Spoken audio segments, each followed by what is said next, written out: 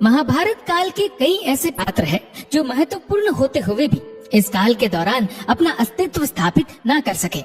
महाभारत काल में उनका योगदान अहम होते हुए भी किसी कारणवश वे उभर कर सामने न आ सके। इन्हीं कुछ पात्रों में से एक थे विदुर।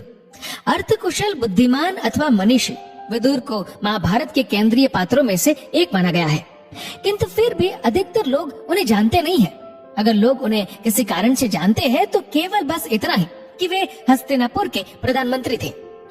अगर किसी ने महाभारत ग्रंथ को करीब से जाना एवं पढ़ा है, वही ये जानता है कि विदुर कौरवों तथा पांडवों के काका थे।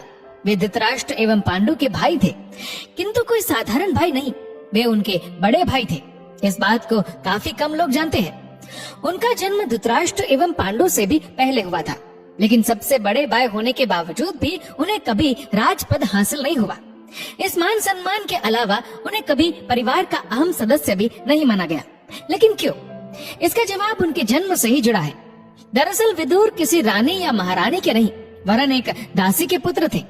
हस्तिनापुर के राजा विचित्रवीर्य अपनी दोनों रानियों को संतान सुख देने में असमर्थ हुए थे और अंत में क्षय रोग से पीड़ित होकर मृत्यु को प्राप्त हुए। ऐसे में हस्तिनापुर का अगला रखवाला कौन होगा, इसके लिए वेद व्यास जी की मदद ली गई। वेद व्यास ने दोनों रानियों को संतान सुख का आशीर्वाद देने के लिए बुलाया, किंतु उनके डर से रानियों ने दासी को भेज दिया। यही कारण है कि पहली संतान दासी के गर्भ से ही हुई, किंतु एक दासी की संतान को राजा का दर्जा देना उचित न समझते हुए विदुर को कभी वह दर्जा प्राप्त नहीं हुआ जिसके वे हकदार थे। कहा जाता है कि वेद व्यास जी ने दासी के गर्भ से होने वाली संतान को विशेष वर दिया था। उनका कहना था कि ये संतान बेहद बुद्धिमान एवं सर्वगुण संपन्न होगी। महाभारत ग्रंथ के अनुसार विदुर को धर्मराज का स्वरूप माना गया है। आप विभिन्न शास्त्रों में विदुर नीति का उल्लेख भी पा सकते हैं, जिसका पालन कर मनुष्य अपने विभिन्न कार्यों में सफल हो सकता है। अपनी सूझबूझ के चलते ही विदुर को हस्तिनापुर का प्रधानमंत्री घोषित किया गया था। कहते हैं विदुर ने महाभारत युद्ध लड़ने से इनकार कर दिया था, किंतु मृत्यु से पहले उन्होंने श्री कृष्ण से एक वरदान मांगा था। ये उस समय की बात है जब महाभारत युद्ध चल रहा था।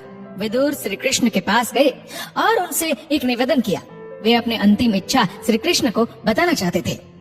उन्होंने कहा, हे प्रभु, मैं धरती पर इतना प्रलयकारी युद्ध देखकर बहुत आत्मग्लानिता का अनुभव कर रहा हूँ। मेरी मृत्यु के बाद मैं अपने शरीर का एक भी अंश इस धरती पर नहीं छोड़ना चाहता।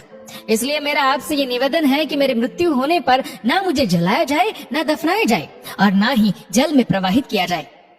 वे आगे बोले, प्रभु, मेरी मृत्यु के बाद मुझे आप कृपया सुदर्शन चक्र में परिवर्तित कर दे। यही मेरी अंतिम इच्छा है। श्री कृष्ण ने उनकी अंतिम इच्छा स्वीकार की और उन्हें ये आश्वासन दिया कि उनकी मृत्यु के पश्चात वे उनकी इच्छा अवश्य पूरी करेंगे। अब महाभारत का युद्ध समाप्त हो चुका था। युद्ध बीते कुछ ही दिन हुए थे। पांचों पांडव विदुर जी से मिलने वन में पहुंचे। युधिष्ठिर को देखते ही विदुर ने प्राण त्याग दिए और वे युधिष्ठिर में ही समाहित हो गए। युधिष्ठिर के लिए ये घटना कुछ अजीब थी।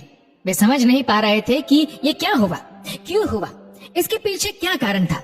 अपनी दुविधा का हल खोजने के लिए उन्होंने श्री कृष्ण को याद किया। श्री कृष्ण प्रकट हुए। युधिष्ठिर को दुविधा में देखते हुए वे मुस्कुराए और बोले, हे युधिष्ठिर, ये समय चिंता का नहीं है। विदुर धर्मराज के अवतार थे और तुम स्वयं धर्मराज हो, इसलिए प्राण त्याग कर वे तुम में समाहित हो गए। लेकिन अब मैं विदुर को दिया हुआ वरदान पूरा करने आया हूँ। ये कहकर श्री कृष्ण ने विदुर के शव को सुदर्शन चक्र में परिवर्तित किया और उनकी अंतिम इच्छा को पूरा किया। दोस्तों, ये कहानी आपको कैसी लगी नीचे कमेंट करके बताइएगा जरूर। और अगर आपको वीडियो अच्छा लगा हो तो वीडियो को लाइक करेगा, शेयर करेगा और ऐसे ही और भी स्पिरिचुअल कहानियों को सुनने के लिए हमारे चैनल को आज ही सब्सक्राइब करें और हमारे फेसबुक पेज को फॉलो करना मत भूलेगा। धन्यवाद।